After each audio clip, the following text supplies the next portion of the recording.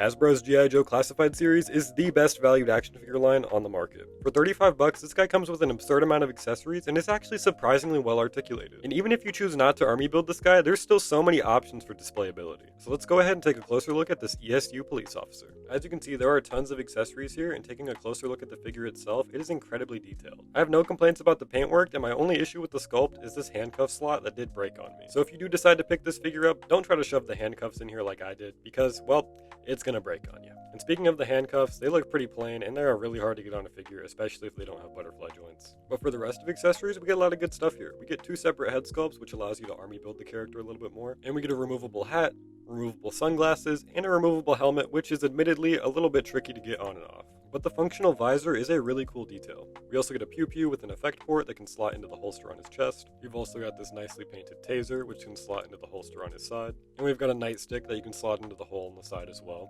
We've got a cloth goods poncho, which is pretty thin, but the little pocket here and the overall look is pretty cool.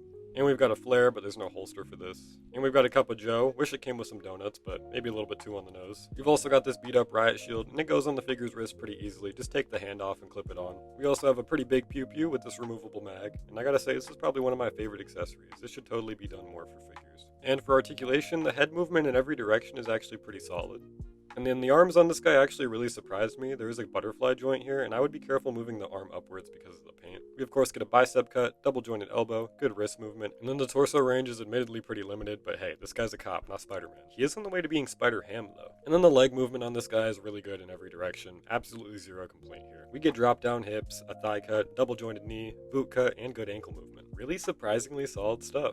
Height is going to be just under the 6.5 inch mark, and this guy scales really well with not just Marvel Legends, but the Mafex figures as well. I wish I had some SHIELD agents to put next to this guy, but I'm sure he'd be a similar size. As for my final thoughts, say what you will about what this guy is actually based on, but the figure itself works really well for comic book displays. And these separate heads and headgear offer amazing army builder potential. There is no fully fleshed out superhero story set on Earth without involving some amount of the police, so this guy is really nice to have. I just can't wait to pose up a group of these fighting with my street heroes. But what do you think of this figure? Let me know in the comments below. Thanks for watching. Toodles!